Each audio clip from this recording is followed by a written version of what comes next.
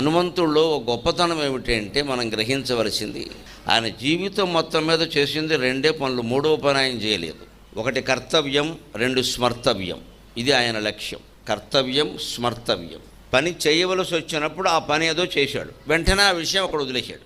మనం ఎందుకు అనేక రకాల వ్యాధులతో ఇబ్బంది పడతాం, అహంకారంతో బాధపడతామంటే ఆ పనిని వదిలేయలేం మనం. కర్తవ్యం, స్మర్తవ్యం, ఈ రెండూ దృష్టిలో పెట్టుకుంటే హనుమంతుడిలాగే ఆనందంగా ఉండగలుగుతాం మనం.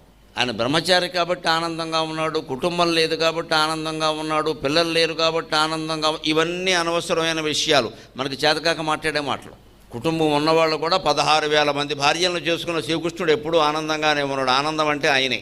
మనం ఎందుకు ఒక్క సంసారాన్ని ఏడవలేక ఏడుస్తూ కూర్చున్నాం ఇక్కడ ప్రతిరోజు? పోనీ సంసారం లేని వాళ్ళు ఏమైనా సుఖంగా ఉన్నారా? ఎల్కేజీ కుర్రాడి దగ్గర నుంచి 90 ఏళ్ల ముసలాడి వరకు ఎవడూ సుఖంగా లేడు ప్రపంచంలో. అందరూ ఆందోళనే, ఎవడు గొడవ వాడిది. వీడికి హోంవర్క్ టెన్షన్ అయితే వాడికి